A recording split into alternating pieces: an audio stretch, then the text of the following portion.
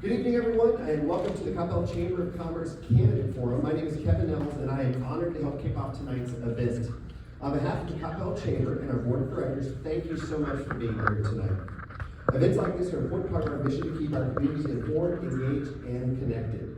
Before we get started, I'd like to take a moment to recognize several special guests in the room tonight.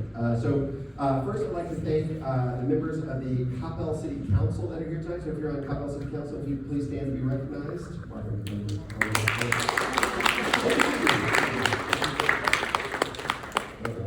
Let's hear. I'd also like to recognize our Coppell ISD school board members that are here tonight. So if you are serving on school boards,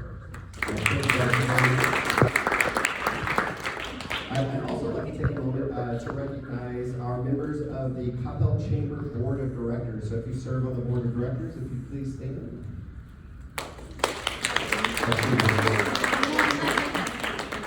I'm going to point out that my wife was standing in the back. And I'd also like to take a moment to recognize our Government Affairs Committee members who helped put on this event. Thank you guys for your hard work and dedication. So if you serve on that committee, if you please stand and be recognized.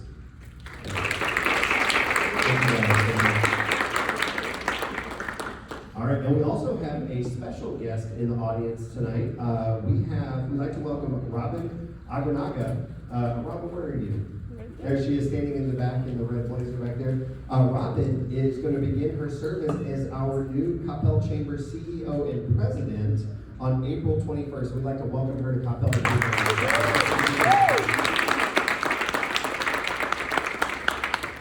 Looking forward, we've got a lunch set up for tomorrow, so I'm really excited to get to know you a little bit better, and I'm really excited about the future, service and energy that you're going to bring to our community. So thank you so much. And of course, we'd like to give a very big thank you for tonight's sponsor, Dr. Daryl Steele, for supporting this important community forum. So let's recognize Dr. Steele with a big round of applause. So tonight, you'll hear directly from the candidates running for school board. You'll get to learn about their views, priorities, and plans for our schools and students. Thank you to each of these candidates for stepping up in service. We really appreciate that. With that, it's my pleasure to introduce someone who serves the Coppell Chamber in this community with commitment and vision. Please welcome to the podium our moderator and chairman of the board for the Coppell Chamber of Commerce, Mr. Sam Reed. Let's give him a big round of applause.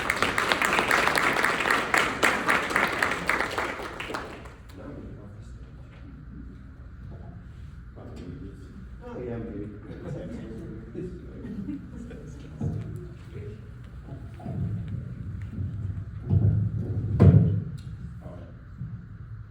Well, good evening, everyone. Thank you so much for giving us part of your evening for this very important candidate forum. So we're going to go ahead and get started. A couple of ground rules to start with. For the sake of time, only those candidates seeking election or re-election will be addressing our audience. Number two, prior to the start of today's forum, we have some questions that will be asked this evening, and we have a certain order for each one as they're seated. Number three, each candidate will have 3 minutes for opening comments. They will have 2 minutes to answer each question, and then 3 minutes at the end for any closing comments. Questions were formulated prior to tonight's event and were undisclosed to all candidates prior to now. Okay, so we will go ahead and get started. Diana with our Chamber of Commerce will be the timekeeper, and she will help keep everyone on task so no one runs over their allotted time. Okay, at this point, I do want to introduce the candidates. So first of all, Sheri Hill. Sheri Jonathan Powers. And Julie Waters. And at this point, I'm going Oh, I'm about to get to it. Next, without further ado, I'm going to turn it over to Leigh Walker for you want to make a few comments? you want me to jump in with my intro? Yes, or? please. Okay, so go ahead and begin. Yes, please. Okay, awesome.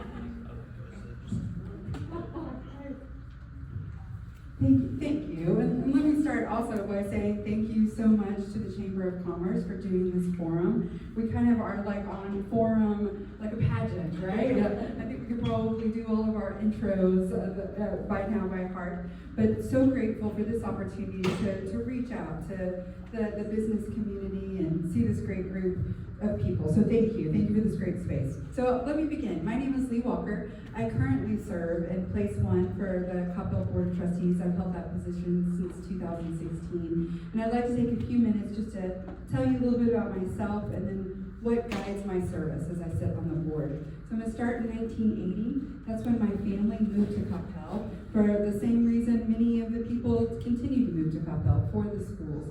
Coppell was a town of 3,500 at that time. I started at Pinkerton Elementary. It was the only elementary at that time in Coppell. On the playground, I met a really cute 8-year-old over there in Pinkerton Cowpoke. He becomes important later on. And at that time, Andy Brown wasn't a park. He was our mayor. Buddy Eccles wasn't a field. He was my superintendent. And I didn't know at the time, but Coppell was my civic classroom. And it's where I saw ordinary moms and dads create the place they wanted to live. And that is where I learned you don't just live in a community, you serve it, you build it. Okay, so after marrying this guy, he asked me out at CHS. We got married, headed to Texas A&M. And after graduating from college and newly married, I found myself in a classroom again. And this time it was my own. I was a 3rd grade teacher for ISD in South Oak Cliff and then became a master reading teacher. And that is where I learned the importance of a teacher on student outcomes. They say you don't go into teaching to make money, but I did put that guy through law school as well.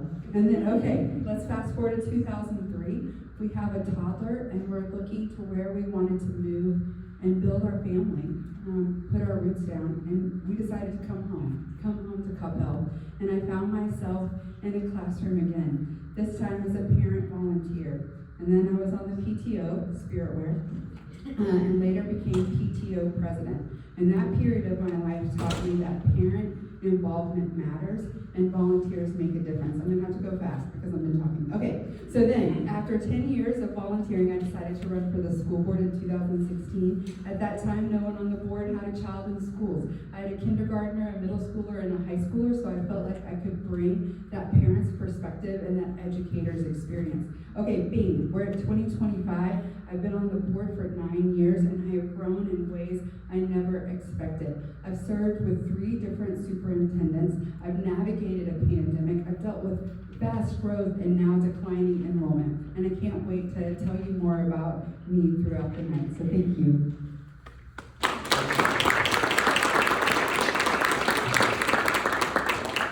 Okay, at this point now what we'll do is we will have each candidate introduce themselves, and we'll start with Sheri. Hi, I'm Sheri Hill. I'm a mom of a 10-year-old at Wilson Elementary. Next year we're going to Denton Creek. Many of y'all have been at other forums, so I'm going to tell y'all something different about me so that you can learn the different layers of me. So at 16, I moved out on my own, had to learn how to balance my budget. At 18, my father decided to start a business, and I became his payroll and accountant. So I helped grow his business to $1 million local vending machine company. At the same time, opening up my own company. So I opened a successful nail salon at the age of 18, sold it when I was 23. Sold it due to I had a nerve condition, as you can see, and basically it was tearing my hands up, and that's when I got diagnosed with Charcot-Marie-Tooth. At 23, I moved into banking, and I became the youngest, I guess you would call it, roving manager for Wachovia Bank in the foothills in the coastal region of South Carolina. I moved up to the merger acquisition team with Wachovia, and then my husband's father passed away, so we had to move to Charlotte, right outside of Charlotte. They did not have a position for me at that time. So I actually bought in and opened my own mortgage company with a person that had her mortgage company. She was trying to retire, and I was trying to find what my next career was going to be. So I opened up a mortgage company, and when I say I opened it, I bought it. In 2008, all of this happened, and we all know what happened in 2008 and 2009. But luckily, I had a great mentor that I met with Wachovia, that was the senior vice president, and he helped me. We wrote our own mortgages and sold our paper. And one day I woke up and 3 of my lines of credit was closed. So I went to him like any good business person would do and said, what do I do? I still had other lines, but I could read the writing on the wall like a good business person would do. And we created an exit plan where I actually sold my book of business and made quite a bit of money. Then I decided I have to figure out how to be with my husband, so I went into the insurance world. Fast forward, because I just got the yellow card. In 2006, I had a toddler and I could no longer be an insurance adjuster working 70 hours a week. So then I moved in and opened up 3 businesses here in DFW, where I was a mentor to other business owners in the United States. I was the #1 woman-owned home inspection company in DFW, and I had a janitorial company. Thank you. I'll tell you more.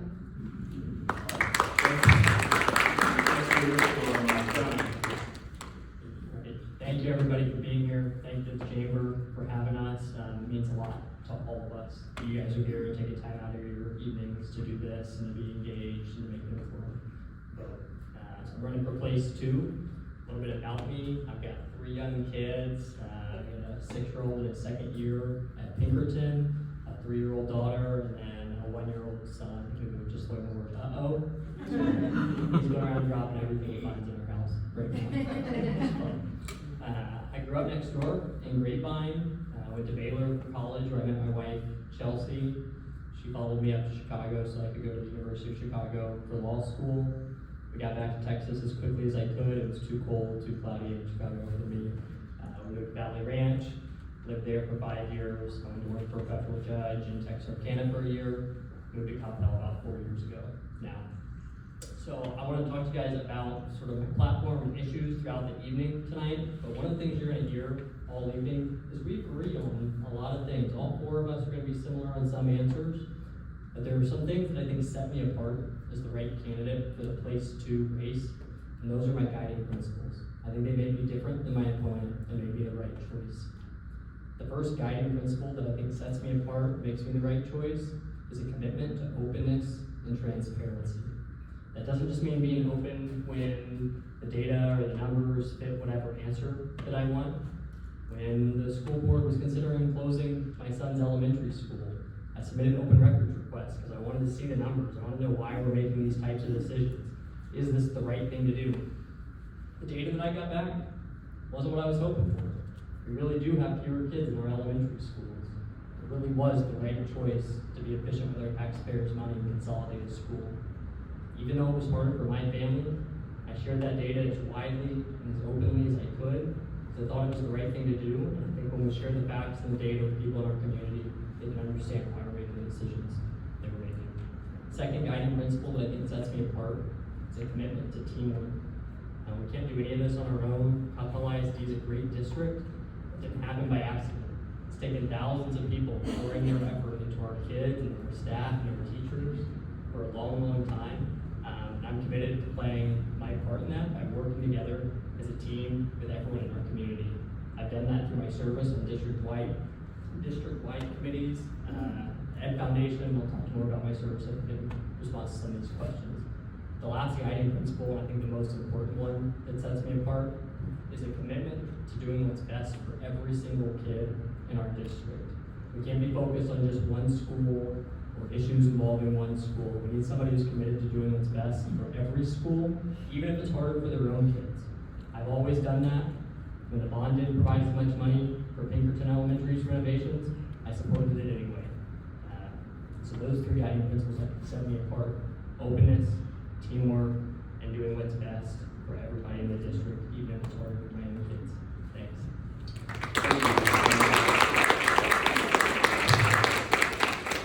Next, we'll hear from Julie. Good evening. My name is Julie Waters. I am so glad that all of you are here tonight. This is our 4th forum, and I see a lot of faces that I have not met before. So thank you. Thank you for coming tonight. Thank you for coming to listen to us and to make an educated decision about who you're going to vote for. Now, I do see a lot of familiar faces, including ones that I've knocked on doors of, and so thank you also for coming and listening. So, I am an attorney, but before I get to that, I am a mom of 3. My youngest is in kindergarten, my oldest is in 4th grade. I was born and raised here in Texas, in a small, tiny, rural town called Coppell, which oddly enough is very similar to Coppell in the spelling, but Coppell had like 700 people that live there now. So when I was growing up, we didn't even have a real red light, right? It was just a blinking red light that you stopped at. So after going to public schools there, I went to Texas A&M. Lots of Aggies in the room. And then after that, I went to law school at Boston University. And so my husband and I, we have lived in Houston for a great deal of our lives, and then we went overseas to Dubai for a little while and got to experience living overseas, which was really, really neat. So, as an attorney, my whole life has basically been about children, serving children. So first, as an attorney, I worked with kids in CPS, representing abused and neglected kids. And from there, I actually discovered that sex trafficking was happening. Sex trafficking was happening to American teenagers that were caught up in the foster care system. And so at that point, I realized, so that was over a decade ago. And back then, when you talked about human trafficking, it was always about international women and children being trafficked into the US, not girls born and raised here. So that's when I started my nonprofit to serve this specific population, American teenage girls caught up in sex trafficking. So that is what I do professionally.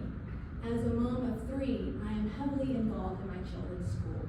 From day one, since they were in kindergarten, I was up at the school. I served as a room mom. I would volunteer in the library, in the community gardens. And now I help run the UIL academics competition for the district at the elementary level, reaching over 400 children. So basically, I love working hands-on with children. And the reason why I'm running for the school board, it's just a natural extension of who I am. I want to be able to serve at a broader level and have a bigger impact on our children. So, thank you again for coming tonight.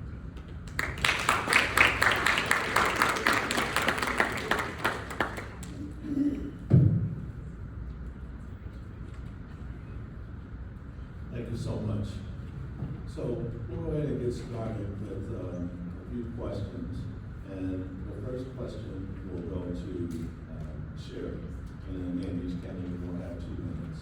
So SB2, insignificant changes to school funding and tax rates.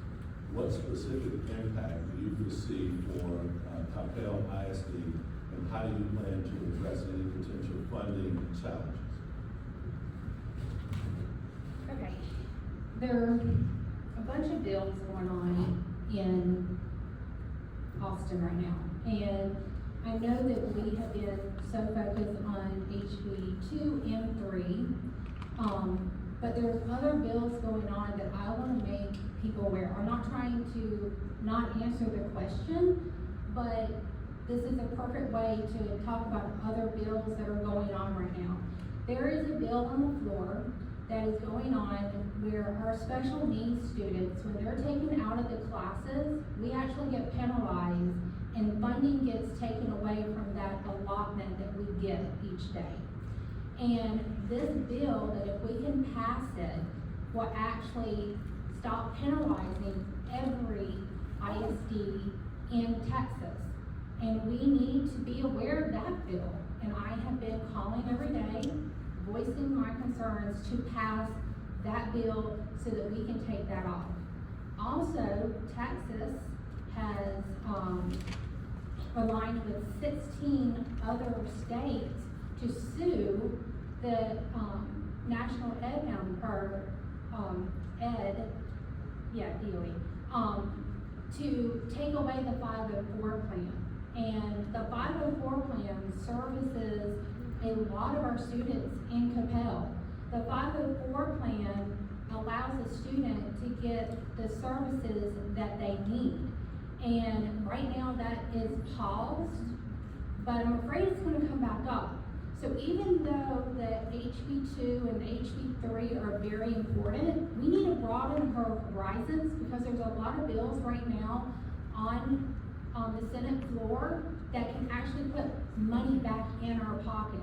And I just truly believe that we need to look at how to fix our deficit, and some of it has to do with these bills that we need to be aware of.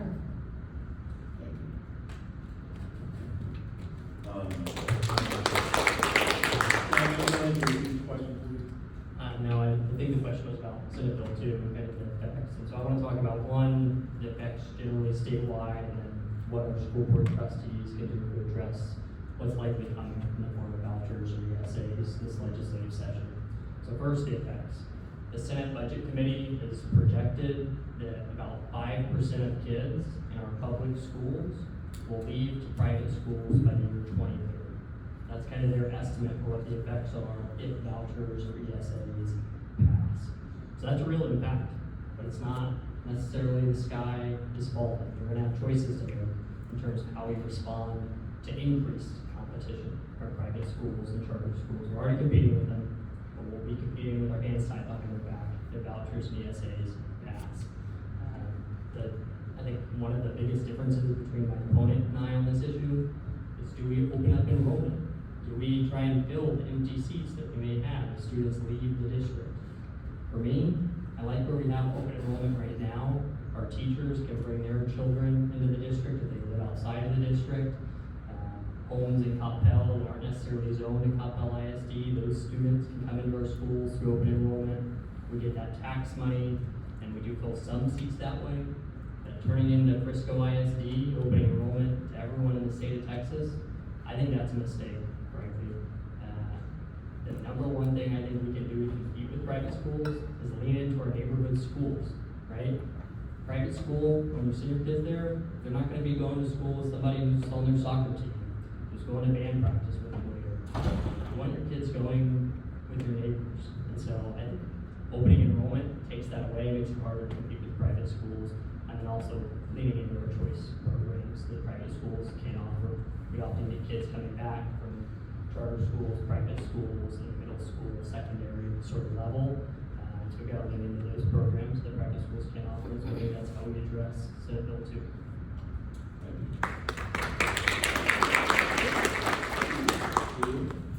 Thank you. So first of all, I would like to commend what our district is doing right now, which I have been really impressed by with Nicole Bentley and Carla Balin, getting citizens, getting Coppell people to go to Austin and to advocate for our schools. And so I didn't join them, but I went to Austin myself and went to all of the members on the Public Education Committee to talk about this. And you know what? It is an incredible experience to get to go down there and be, boots on the ground. You're talking to these people. It's almost a maze, right? Like, their offices can be in the basement, it can be in this wing, it can be in the north and the south. Like, it was a scavenger hunt to try to find all of the Public Education Committee members. But it was worth it, and it was amazing. And so if you can join them to go to Austin or to send emails, to make phone calls, please do it. Please, please do it, because that pressure is working.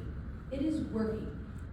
So it's not over yet, right? So there is still hope, there is still time, there is still a lot of work that can be done. And so if we all did that in this room, it will make a difference. The pressure is working. So I do a lot of door knocking. That's how I campaign. 5 to 6 hours a day. My goal is to reach 75 houses a day. So today I'm only up to like 52.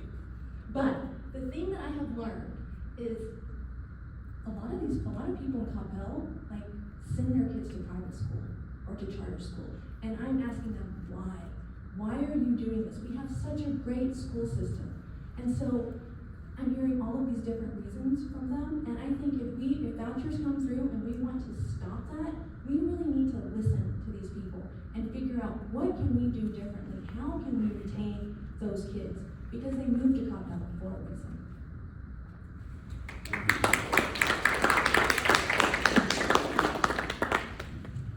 Thank you. Okay, yes, I can tell you as someone who's been sitting on the board, this is not new information to us. We have been planning for this and getting ready for this. I will tell you that, yes, I've heard similar numbers. 3 to 5% is what the expectation is the impact on public schools. I will also tell you that vouchers are 75% of vouchers in previous systems where it's worked has gone to kids that are already in private schools, right? So 75% of our kids, 75% of this money is kids already in. It's a coupon for the wealthy, correct? And so that's not going to change. They're already in private schools. And so I would tell you that the way we answer this is we lean into what makes us great, what makes us stand out, what can we offer that no one else can. And I tell you, I stand behind what Coppell ISD offers. We're a destination district for a reason, and we have to continue with that. And I would tell you straight out of the gate, I think of this as a wagon wheel, right? Like, we have to offer a wagon wheel. And in the center of that wagon wheel is academics. First and foremost, we have to have rigorous academic programs. And then I see those spokes on the wheel, on the wagon wheel that make a well-rounded student. That's our KCBY, that's our CTE, that's our athletics, that's our incredible fine arts, that's our STEAM program. That's all of those things that come together to make a well-rounded student. Let me tell you something else that charter schools and private schools don't have.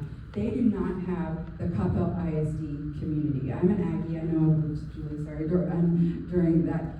There was something called the 12th man, right? The 12th man is always ready to stand to come in a game. And Coppell ISD has the 12th man, and the 12th man is our parents and our community. They rally beside us, they contribute, and vouchers won't touch that, right? Vouchers won't touch that. So let's lean in to what makes us Coppell ISD. It makes us the destination district we are, because I stand behind what we have to offer. Thank you.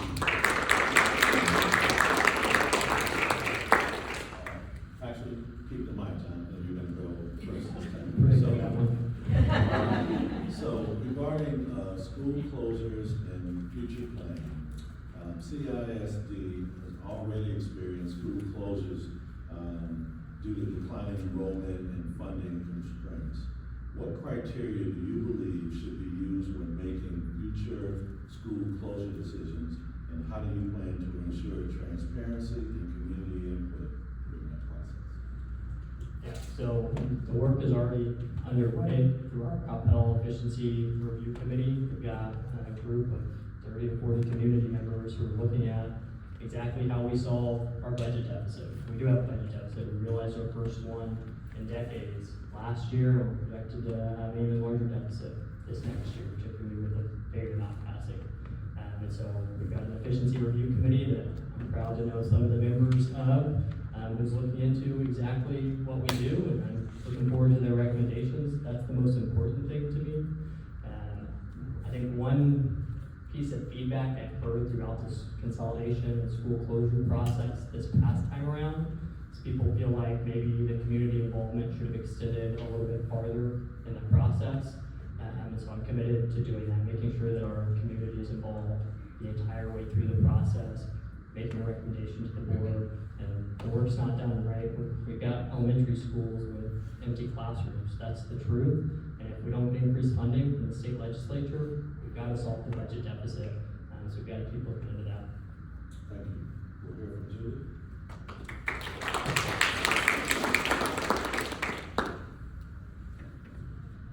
So, school closures are a very difficult and emotional and painful topic, right?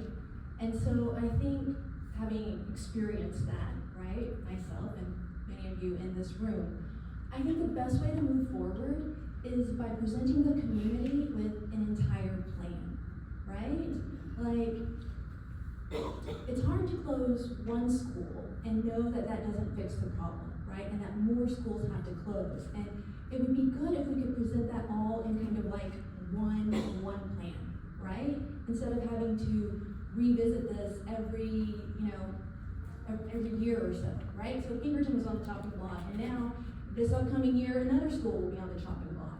I think that if you can present an entire plan that closes the deficit, that makes sense to people, that makes it a lot easier, right? Like, we can get behind that. Like, we have challenges, and we have to face that.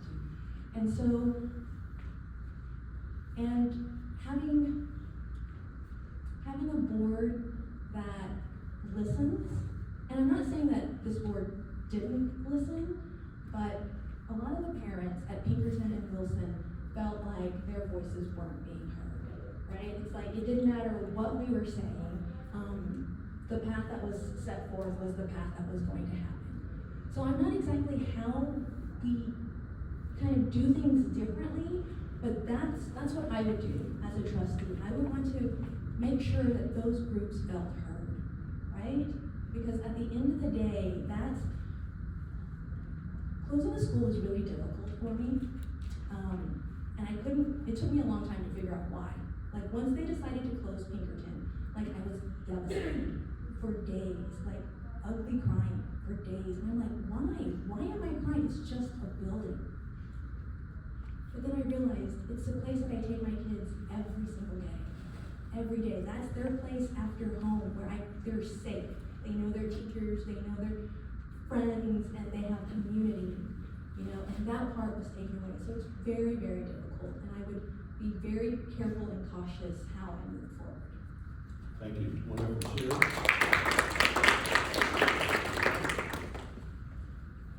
Okay, so this is a sensitive topic for me, and I think the way we handle school closures going forward is learning from what we did prior, okay? So, I was one of the affected parents. I think all of us was affected in one way or another, even Leigh. So, the biggest thing is we have to meet our families where our families are. And what do I mean by that? Well, asking a parent to show up at 4:30 when they carpool to work doesn't work. We need to think outside of the box and create an online forum for parents to sign up for, where they don't have to miss work when they're carpooling. We need to have more community engagement and meet the families in their safe zone. Parents seem intimidated to come into the admin building. They think it's a scary place. And honestly, every time I step in, sometimes I do think it's a scary place. I feel like I'm being judged, or I feel like I don't have a friend there, and I'm an oddball out. So if I feel that way, and I've been to every board meeting except for 2 this year, imagine somebody that has never been to a board meeting, how they feel. So we need to meet them in their safe zones. Go to their community school, pull up a chair, kind of like pull up a chair at their dining room table. Well, their dining room table is also the cafeteria. And one of the things that did not work this year is we asked questions and we never got responses back from the board member. So I think there has to be a two-way dialogue. We have to understand how these decisions are being made. I was fortunate enough to have a group of parents where we did open requests, just like Jonathan did, and we talked about it. So I kind of understand, but I don't at the same time. So those are my recommendations moving forward if we have to have a closure. Thank you. Yeah, I would echo what I hear here. I mean, and there's a positive in it that when we close schools or look at closing schools, it brings up emotions that people feel very tied to their school. They feel like that school is unique and offers something beautiful. That means we're doing something right as Coppell ISD. But I know that it is a painful process. I will say it's our first time we've done this process, and we are growth, continuous growth mindset, and we need to apply that here. And let's debrief. The board has started to debrief what went well, what would we change, and how are we going to actually implement that. And so I would say there are things that went very well. The process did what it was supposed to do. We got engagement at key parts from key constituencies at different times throughout the process. We heard different perspectives, and I think it's very hard, and I had to learn this as a board member, that being heard does not mean you necessarily get what you advocated for. We just can't do that, right? You have to decide as a board member, you have to listen to everything and make your best choice moving forward with the information that you got. And I want to hear this feedback very sincerely. How can we remove obstacles to parent engagement? Because let me tell you, moving forward, I have 3 things that are really important to me, and that's having parent and community engagement at inflection times when it matters. It has to be in the process, at the beginning of the process and at the middle of the process. I stand behind that we must have, it's messy to have engagement throughout the process. Other districts are not opting to do that. We are committed to doing that. Number 2, I would include more people in that process, which is why we advocated that the CERC should have more people in it. And then again, I would wrap up with always keeping our people and our programs at the forefront of what we are doing. And I have the rest of it.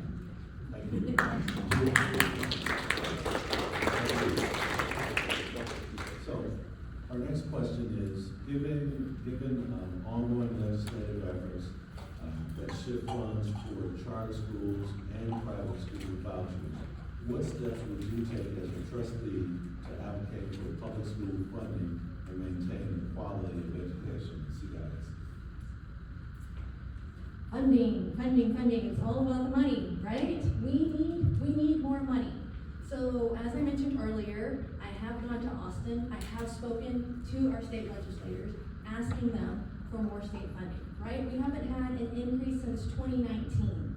So our funding level is stuck at like $6,000 while inflation has gone through the roof, right? And so we are unable to keep up with our expenses. So aside from the work that is being done in Austin, something that I would like to add to what the district is currently doing, right? We have the CERC committee, which is looking at cutting costs, possibly closing schools. I want to form a committee that focuses solely on generating revenue. Coppell is home to the brightest minds, right? We have CFOs, CEOs, doctors, engineers, very smart business people. I want to get a group of those people together in a room to generate ideas that will bring income into our school. With people that smart, it shouldn't be hard to close a deficit of $6 or $7 million or higher. So for example, as I've been talking to people, one person told me about these schools in Arkansas, that they have started installing solar panels on their school buildings. And by doing so, not only have they reduced their electricity bill, but whatever electricity they're not using, they sell back to the grid. And so, some of those districts are bringing in $1 million annually. Now, would that work in Coppell? I don't know, but that's an idea. Those are the types of ideas that I would want this committee to generate. And that's the type of thinking that I do. Out of the box, creative thinking. That's what I think is really going to help with our funding issue here in Coppell. John?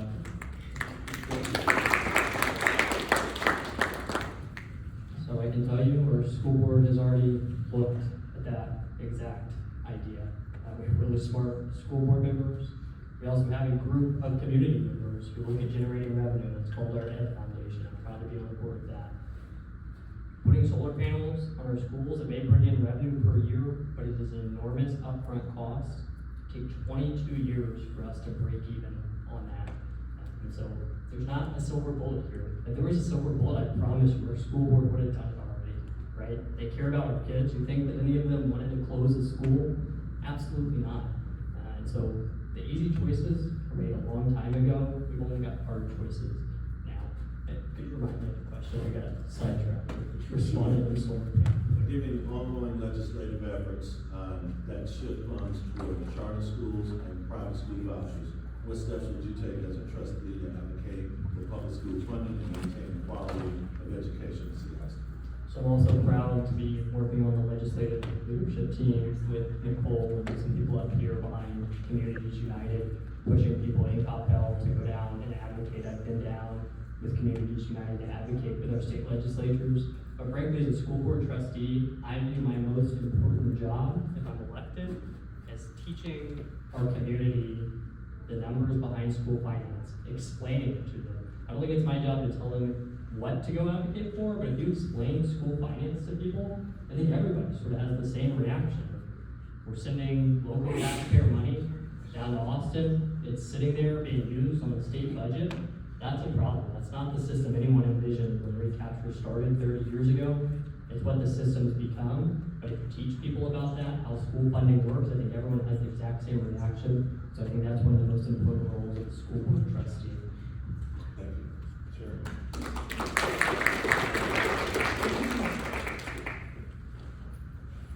Okay, so being a parent that sat in the front seat of every school board meeting except for two, I was really frustrated this year. And part of it has to do with not having a clear message going back to the admin of what they need to bring to the board so that the board can make decisions, okay? So we need to balance the budget. I was the only community member that went to the Team of 8 building with the trustees this week. And it was kind of eye-opening, and I'm glad I did it because it showed me that the trustees are people, and they do have voices, and they will speak up. But one of the things that I realize is our board right now is sending mixed messages to the administration. We need to figure out, do we want a zero budget next year? Or are we okay with a small deficit? And if so, what is that? So that we can give the administration a clear vision of where we're headed so we can get back into the green and not be in the red. So there is, like Jonathan said, no magic pill, no way to do this easily. But I think right now one of our biggest elephants in the room is Dr. Hunt doesn't really know where his target is. There were several times this year where Dr. Hunt, and I remember one very clearly, said, what options do you want the administration to bring back so that you're okay with making this decision on the DLI program and moving IB to Wilson?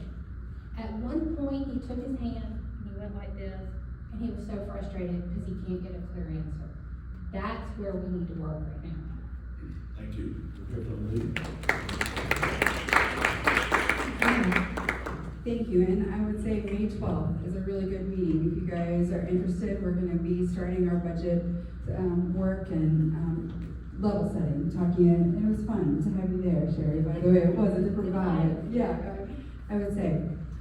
Okay, and then I want to talk a little bit about advocacy, because I want to say loud and clear, we cannot do this alone. It takes all of us. I think of a school, and it takes Coppell ISD, it takes the city of Coppell, city of Irving, and it takes our business community, which is the Chamber of Commerce that helps so well. So when we did do Coppell Day and went down to Austin, I often say legislative aides and people will listen to me, but when we all come together, they write it down and they really listen, and they really listen to our kids. So we brought kids down and say, this is the face of public education. And so, for instance, we know that business matters to Texas, right? Texas, we attract businesses, and by the way, I would say Coppell ISD is a huge part of building, of attracting businesses to Texas. And so that's what we talk to our legislators about, is listen, we have a 99% graduation rate. We are doing everything that you have asked us to do to prepare hire a workforce, and we're doing it above and beyond. We are a destination district. People want to move to us. If you have a Fortune 500 company that has executives of where they want to move their families, Coppell ISD is for them. Let us partner with you in attracting business. We want to be a part of that. And then we want to have a workforce that you can rely on for moving forward. So I would answer that advocacy question of we can't do it alone. And I just don't mean Leigh Walker can't do it alone. I mean Coppell ISD can't do it alone. It has to be Coppell ISD, the city of Coppell, and our small business and our business owners saying this matters. Public ed matters. And when we all unite and get that message out there, I think exactly right. Educating our community is key to that as well. So let's do it together, and we're stronger together. Leigh, the next question will go to you first. School closures affect not just the students and staff, but also neighborhoods and property values. What strategies do you propose to repurpose or utilize closed school buildings in a way that benefits the Coppell community? Yeah, we got a little flack actually about putting money into our facilities when they were going to be closed. Pinkerton is a good example. Replaced the roof last year, and I got two ideas in this situation. But number one, as a school district, we are responsible for keeping the maintenance of our facilities. We never want our assets to degrade. Hard stop. And so although there will not be students at Pinkerton next year, we can use that building in a different way. So not having it have rain damage and water damage is an important part of protecting that asset. And so definitely, as we look forward, I don't really know what we are going to do exactly with our facilities as they close. That's why we need the CERT committee. We need to talk about that. I will tell you, I remember back in the day in Valley Ranch, where Canyon Ranch is right now, it said, coming soon, Valley Ranch Middle School. You guys remember that? There was a big sign. And then businesses, developers tried to buy that land in Valley Ranch for years and years. And the district did not sell it. And thank goodness, because that's where Canyon Ranch is right now. So I will tell you, I believe in land and having our land. We can build buildings all day long, but there's not land out there that we can just buy.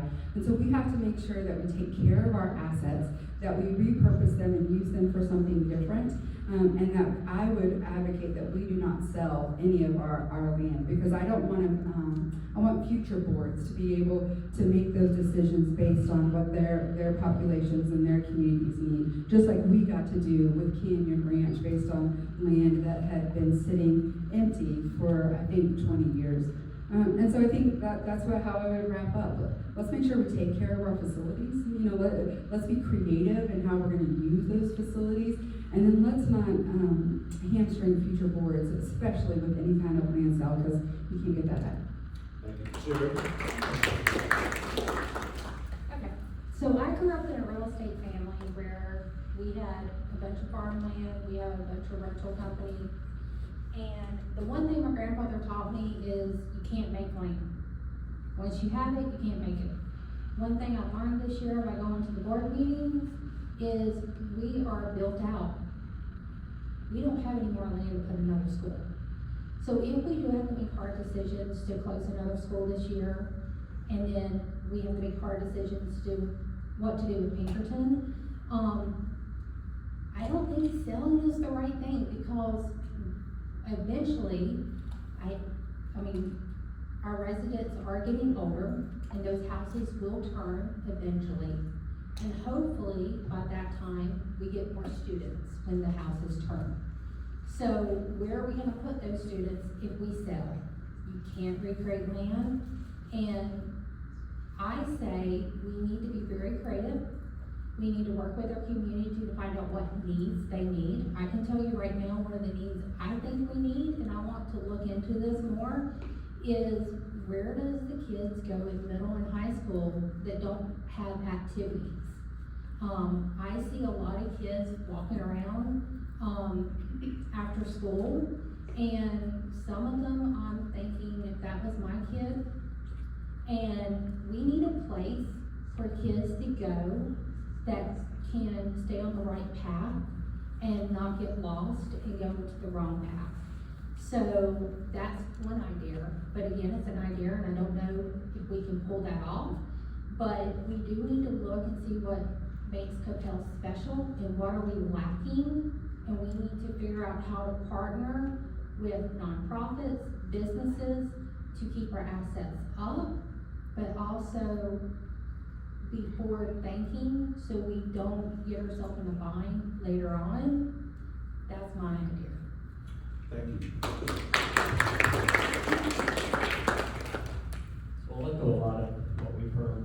The CERT committee is looking at exactly that question on what we do with Pinkerton and the land that it's on. I know they've been presented with a couple of options and they're analyzing what the numbers look like between selling it, just holding on to it until we figure out what's the best use of it.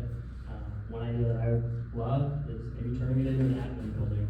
When we were looking at the bond in 2023, one of the options that got dropped sort of late in the process was potentially a centralized admin building. Right now our administrators are spread across the district. There's some inefficiencies there. So if we have buildings with space, maybe turning it into an admin building could be a great thing. The other part is I want to say about dropping property values and kind of the EOR closing schools. There's also positives too. I see a future where we don't have a 9th grade center, where we have all of our kids back in one high school. We can be a great district with class sizes of 700 or 750 kids. We've had that in the past and been a great district. And so it's not all negative things from closing schools. Having everyone back under one roof. I've not talked to very many people in this community who are super excited about going to 9th grade center for 1 year and not being able to put down roots before they move over to the main building. And so I just want to say there are positives. Let's think about those too and plan for those sorts of changes as well.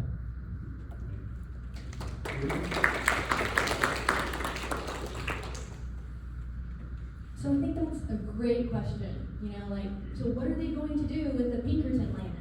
That's something that I get a lot when I'm out door knocking. And one thing that I think that we could do with the Pinkerton land is use it to generate revenue, okay? And I don't think we should sell it because I think we might need it in the future. So right now, Canyon Ranch and Leigh Elementary, those are our schools in the south, they are very full of students. And they're going to continue to grow, right? There are 10,000 apartment units that are being built in Cypress Waters. So there's going to continue to be growth in the south, right? Those kids are gonna have to go to school somewhere. They currently, those two schools are full. And so, in the meantime, what we can do is lease Pinkerton out to businesses, have it generate revenue, keep it up, and then when we need another school, which I do predict that we will need another school for those kids in the south, then you can have it on the Pinkerton land. Thank you. Hang on to the point. Okay, we go to the next question regarding a long-term vision for Coppell ISD. With changes in state funding, shifting demographics, and the possibility of additional closures, what is your long-term vision for CISD? Part one of the question. And part two, how do you plan to ensure the district remains a top-performing school system despite these challenges? My long-term vision for CISD.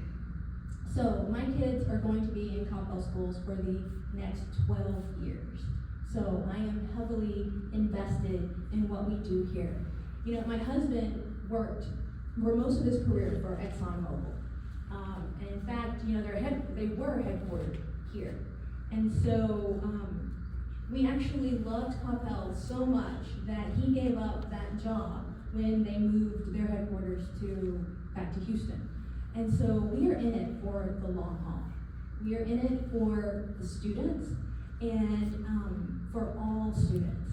And so I think in order for us to stay at the top, we have to realize who we're competing with, who we're competing against. I know that a lot of districts are closing schools, right? But there are some districts that are not. Southlake is not. Frisco is not. I know their demographics and things are different, but that's who we're competing with. And so if we're going to continue to cut things like gifted and talented out of the middle school, or the band is able to do less because there's not fun, they can't go to away games because we don't have the funding. Like, we have to drastically change things, and we have to be able to do hard things and think outside of the box, right? We have to do things differently, because maintaining the status quo, like, that's why we're here today. That's why we're really suffering. So I would say it's about listening to the community and having a long-term vision and looking at everything and not just being piecemeal, right? Not having a Band-Aid, but looking at all of the changes that need to be made and presenting that to the community and getting the community behind that. Because our biggest strength in Coppell is our people. It is everybody in this room. It is all of the people that I've met while door knocking that love and care about this community and that want our schools to do well. So together, we can weather this storm.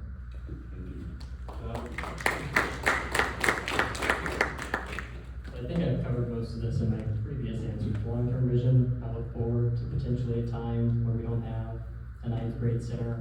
Our campuses are gonna look different. That's because Coppell and Irving are gonna look different. There's just not as many young kids. Let's plan for that. Let's make our school district match our communities, and we'll be okay. We've been a great district with 700 kids in the past, and so we can be a great district again. How do we do that? Well, keep doing what we're doing. We're doing a great job educating our kids. You look at our test scores compared to charter schools, we're really winning that fight. I think we could advertise that a little bit more effectively, but the kids are coming back to our schools. We're tracking those numbers. There's not more kids leaving now than there were in the past. So we have to keep leaning into our academics. Let's lean into our neighborhood schools, not opening enrollment to everyone in the state like Frisco's doing, and supporting our choice programs, things like New Tech, where our students are able to get out into the business community. I'm sure we're gonna have some business community type of questions, but leaning into the work and the partnership that we do with the chamber, the partnerships that we have in our New Tech program, maybe expanding those to the high school, I think those are all great options.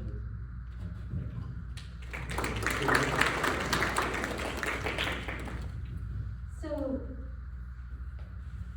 this question I think about a lot, like, where are we headed?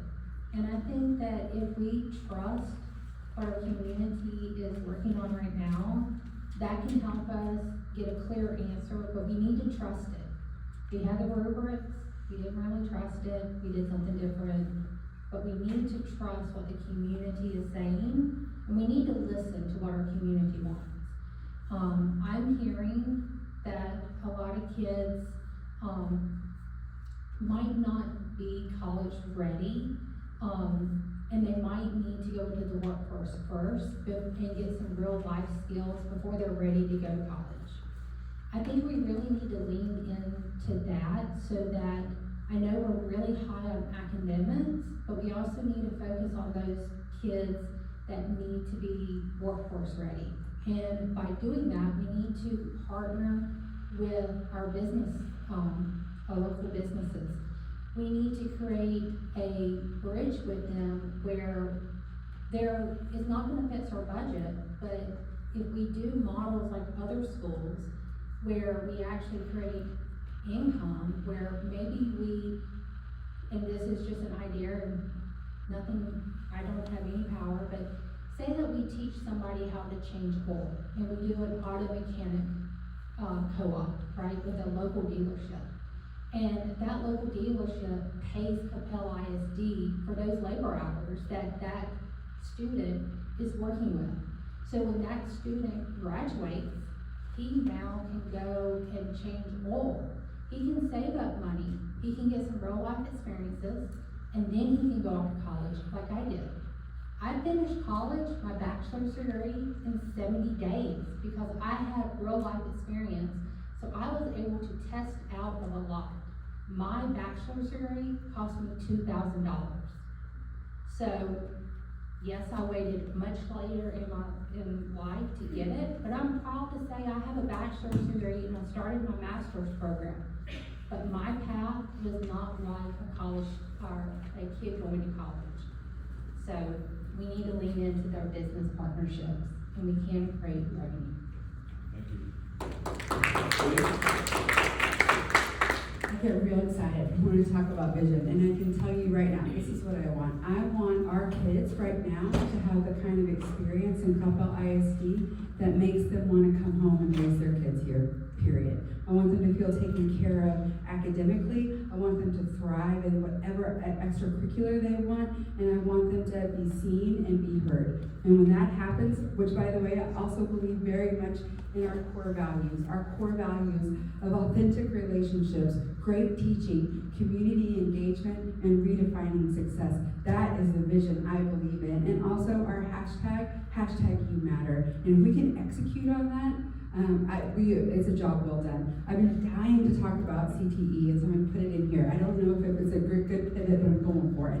Which is our CTE is Career Technical Education. And just so you know, when I hear a lot of these things, we get $8 million, about $8 million for our CTE programs.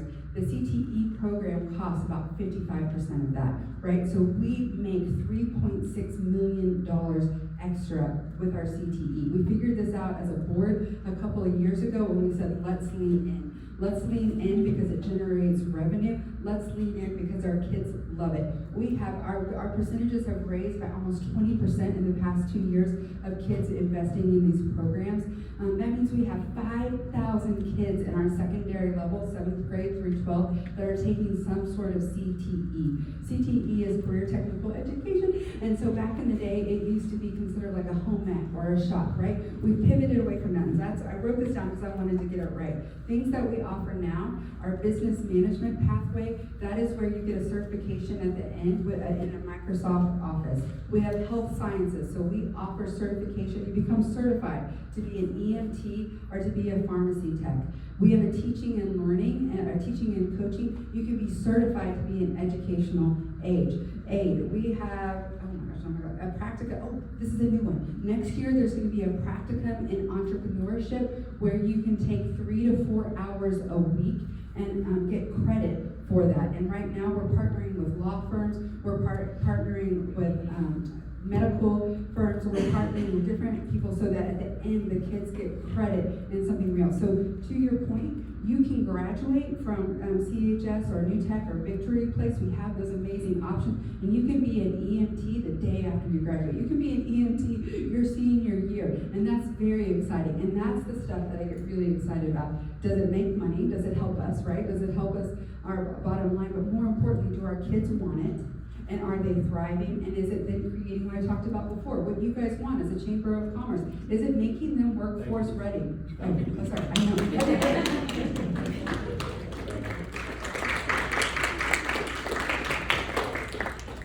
Okay, so now we have a few questions that have been provided from the audience. And the first question is, what's the future for CISD if vouchers pass or if they don't?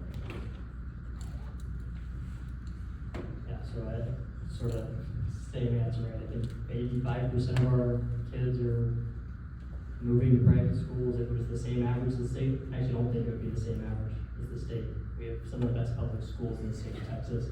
I'd be surprised if we lost exactly that many. So I think we lose a couple percentage points, lean into our neighborhood schools, lean into our choice programs, the best way to handle it. Okay, thank you.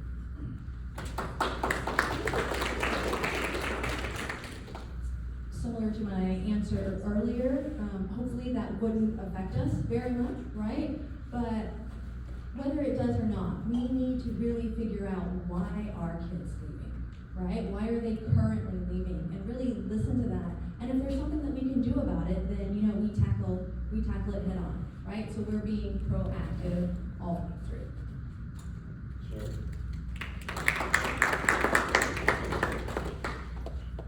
So I think we really should still be calling, emailing, and trying to stop, the voucher program.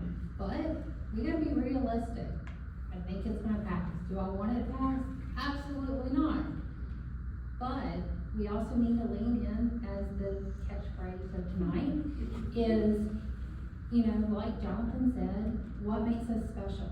Okay, we are Coppell, we live in the Coppell bubble, and we are, I think, a very special community. I've grown to love it, and by leaning in, we need to listen to ourselves. We need to be open and honest and have open and honest conversations. We may not always agree, but we are family.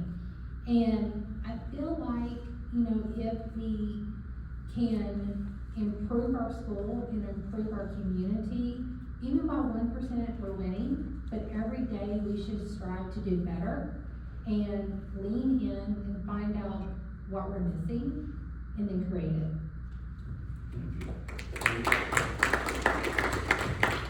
I love that, Sheri. I do feel like Coppell ISD is a family, and if we do lean into that, I think that's pretty powerful. And John, to piggyback on what you said, we expected post-COVID that we would lose more kids in COVID. There was the state percentages, and then there were districts around us percentages, and we didn't lose as many kids as people around us. So to your point, I do think that the impact is going to be not that 5%.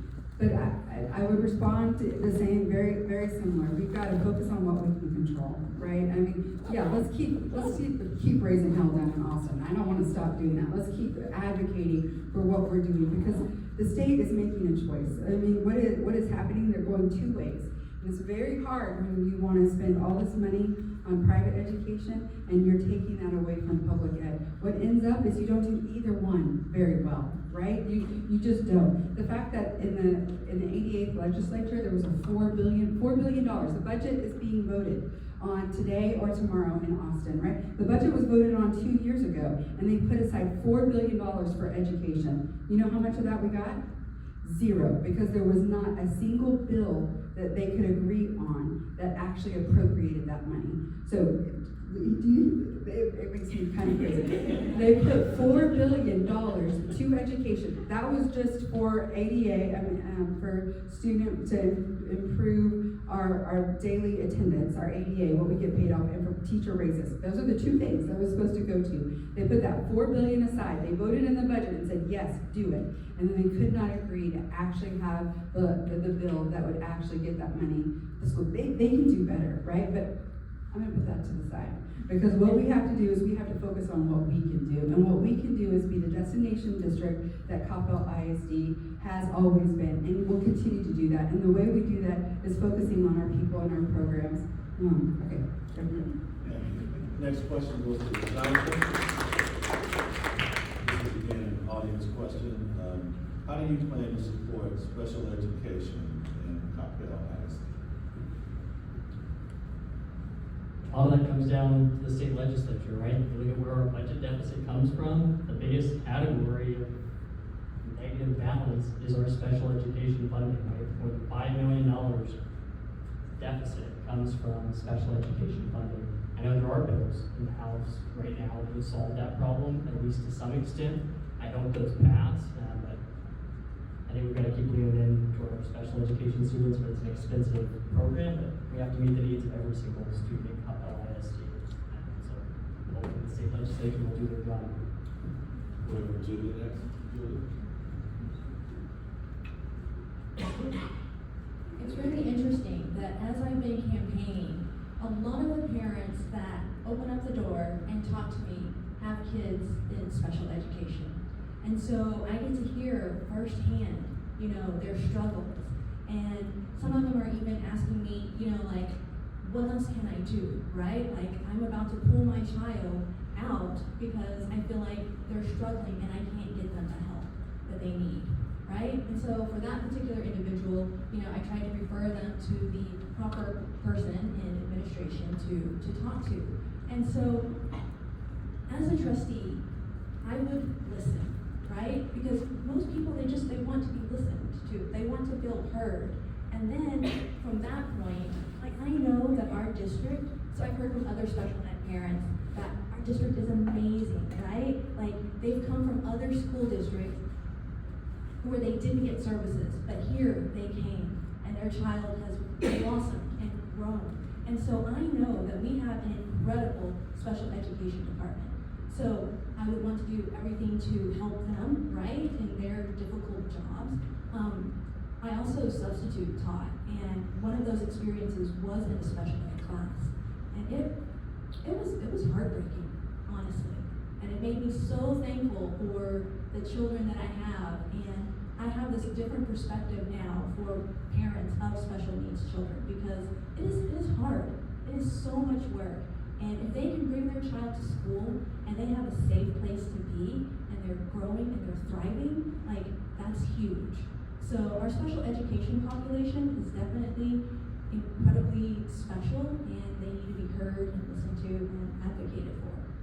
Thank you. Sheri? Okay, guys. I'm gonna cry on this question and I'll apologize. So, I was a special needs student. So, my brother died when I was 4. He was 2 due to a tragic accident.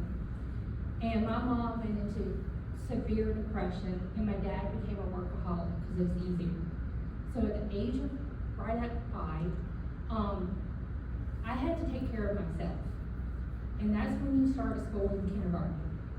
So because I did not have an advocate for me, I did not write my name on paper until I was in 6th grade, okay? Think about that, 6th grade, I could not write my name on paper until one teacher took an interest in me. They decided to put me in a self-contained special ed because I got so frustrated for being called stupid and dumb by my teachers that I would bite myself, pull my hair out, and scream. So they did not know what to do with me, so they stuck me in self-contained. I had one teacher that figured out there's nothing wrong with Sheri. She just doesn't know how to learn because we haven't taught her how to learn. Speed up. My son started school in Farmers Ranch, Carrollton, and I put him in pre-K, and we paid for pre-K. We were the only paid parent. And I told him I wanted my son tested, and they said he was too young. Brought him here. We moved here because of that experience. We were told he was too young. 1st grade, we were told he was too young. I took the steps, and I went to Scott Wright and got him an appointment. I told the school, they all of a sudden waved the magic wand, and now my son is getting tested, and he did have ADHD, dyslexia, and agoraphobia. But it takes an advocate, and I am willing to be that advocate for every special needs because I lived it, and I'm now a parent of it.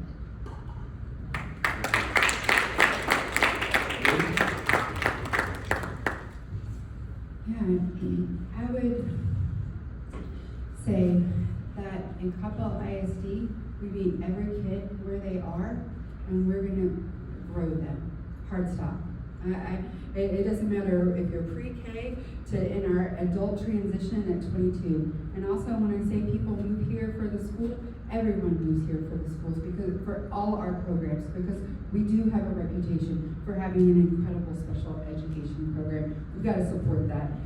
Yes, if the state funded our special ed, that would almost take care of our deficit just right there. But we're going to do what's right for kids. Hard stop. And you're going to grow. If you come to Coppell ISD, you're going to grow. Hard stop. That's what that redefining success is all about. It doesn't matter if you come into 3rd grade and you're already reading at a 12th grade level, or you come into 3rd grade and you just start at the beginning. That is where we pour into our teachers. When I said at the beginning that a classroom teacher determines student outcomes, it's exactly that. It's the classroom teacher. Whatever that classroom is, that teacher makes a difference. So we must support those teachers. We must attract, support, and retain the best teachers that we have, because they are boots on the ground making this happen. So we have to support them with professional development that is directly relevant to the subject that they're teaching. You know, if they're in special ed, they have to, if they're GT certified, GT is also in the special education department, right? And then us as a school board, when we look up, we say, how are we doing? How are you doing? GT changed, did not go away, it changed.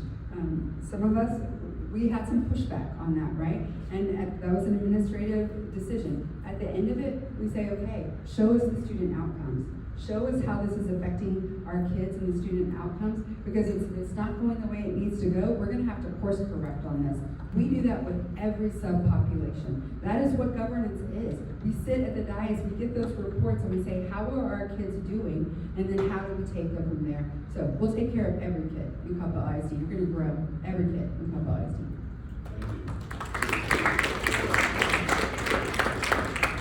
At this point in our program, we are done with kind of the formal questions regarding this. We're now going to give each candidate 3 minutes to kind of give their closing remarks. And we'll start with Julie and work our way down. So Julie? I am deeply invested in our schools. So I have substitute taught at 7 of our campuses. I've been at the high school, I've substitute taught at New Tech, at the middle school level, and elementary schools. And I did that because I wanted to see firsthand what was going on in our schools. I wanted to see what our teachers were experiencing. I wanted to see how our students were learning. And it was an eye-opening experience. We do have great schools, but there's a lot that goes into it, a lot of intricacies, and it was an incredible experience to see that firsthand. And I wish every board member could have that experience.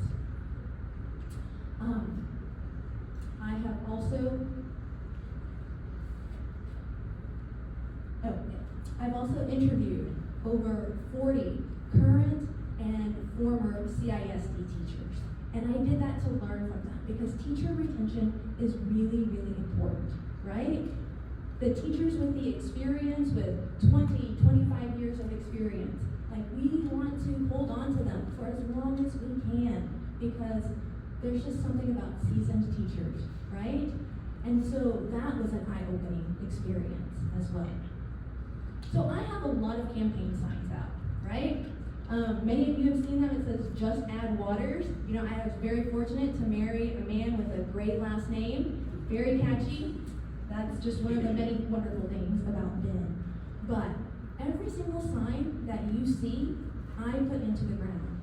I took the time to talk to that person, to earn their vote, and I put that sign in the ground. I campaign 5 to 6 hours a day, right? If I work this hard to get elected, you better believe that I will work even harder for our children once I am elected. Everything that I do it with passion. I give it 110%. So as you leave here today, and as you drive back home, you will see many of my signs. I hope that that will serve as a testament and a reminder to you of the passion, dedication, and time that I am able to bring to the Coppell School Board. Thank you.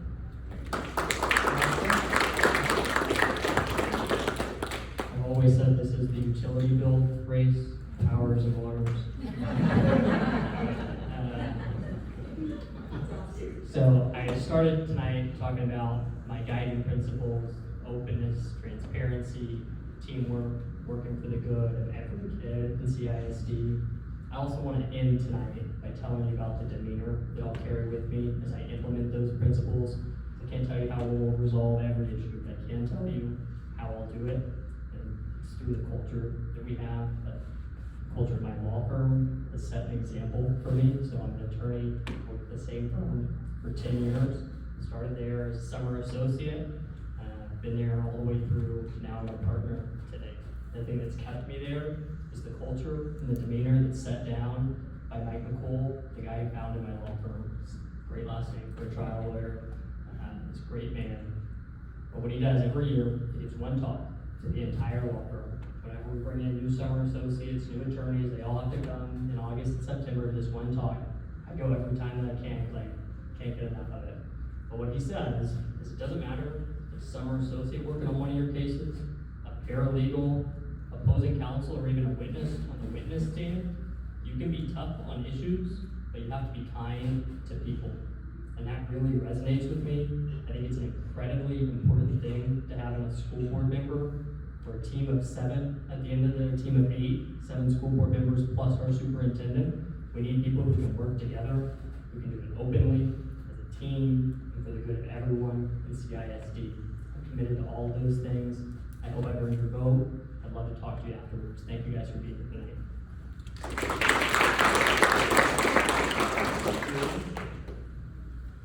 So, I have been very open and honest with y'all tonight about me and my background. I peeled back some layers to show you who I am as a person and what my background brings.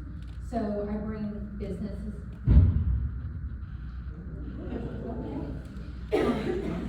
So I bring business experience with me, with multiple businesses. Some have failed, some have been really great, and I made some money on them. I have been a mentor to other business owners, so I've done some coaching and mentoring to make sure that people can lead their business. So I bring that to us. I also bring a background of special ed, and when you look at our budget, special ed is the majority of our budget. So I can bring firsthand experience of being a student and a parent. I can also bring to you risk management. I haven't talked about this tonight, but I am in the insurance world. I now work in litigation claims, so when your dog bites somebody, I'm there to represent you and protect your interests, but I also protect interests for school districts, teachers, families. I have 8 cases right now on my desk, and I can tell you that, policy and training for our parents, teachers, and community when looking at risk management, we need to do. So I bring a unique perspective. Yes, I will be a new board member. I don't come with what Leigh has. Leigh is a great trustee, and she has a lot of experience. So if you do vote for her, that's a good vote. But if you vote for me, you do vote for a new set of eyes and a new way of looking at it. And I am digging in this year. I've already met with Diane, which is the Chief Financial Officer. We sat down before spring break and we went over the budget, line by line by line, because I didn't understand it. How can we in Coppell be in a deficit? We pay a lot of taxes. Well, it's that darn Robin Hood fund, sending $20+ million to Austin and we have no clue where it goes. Guys, I'm an advocate. I might not be the social butterfly in the room, but if you give me a job, I'm gonna get it done. And I will be that bulldog that sends emails, that makes phone calls, that asks questions. And I think that that is a good quality of a trustee.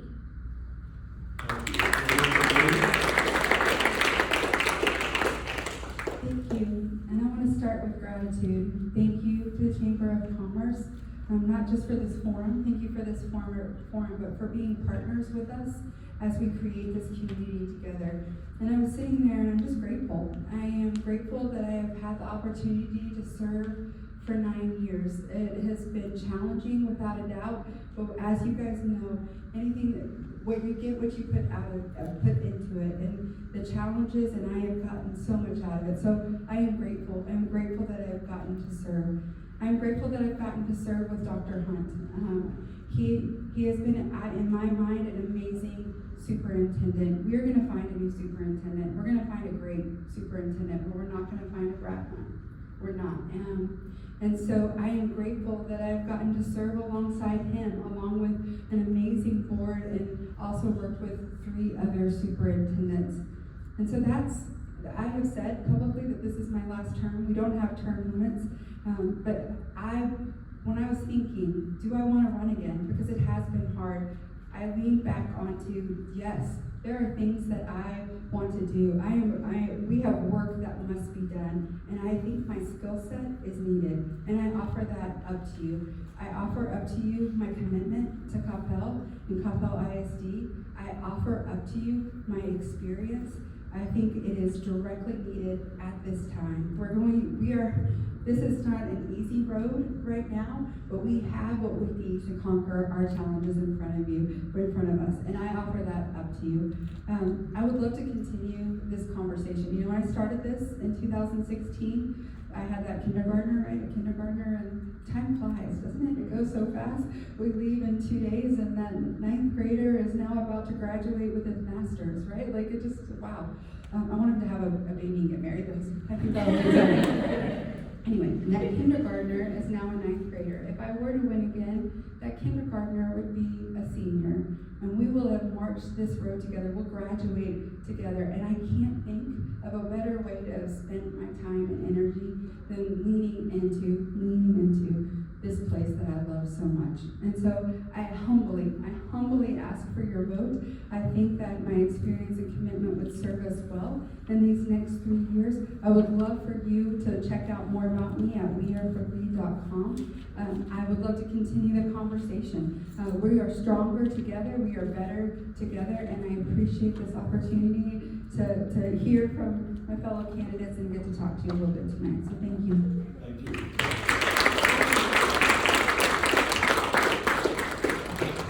Let's give a round of applause to our candidates.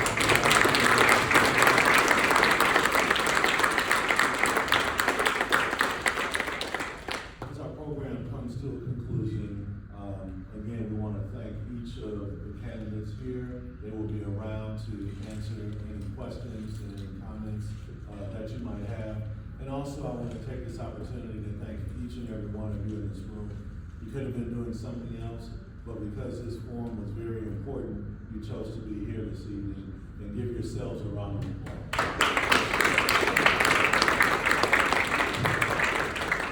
With that will conclude our program. Thank you so much.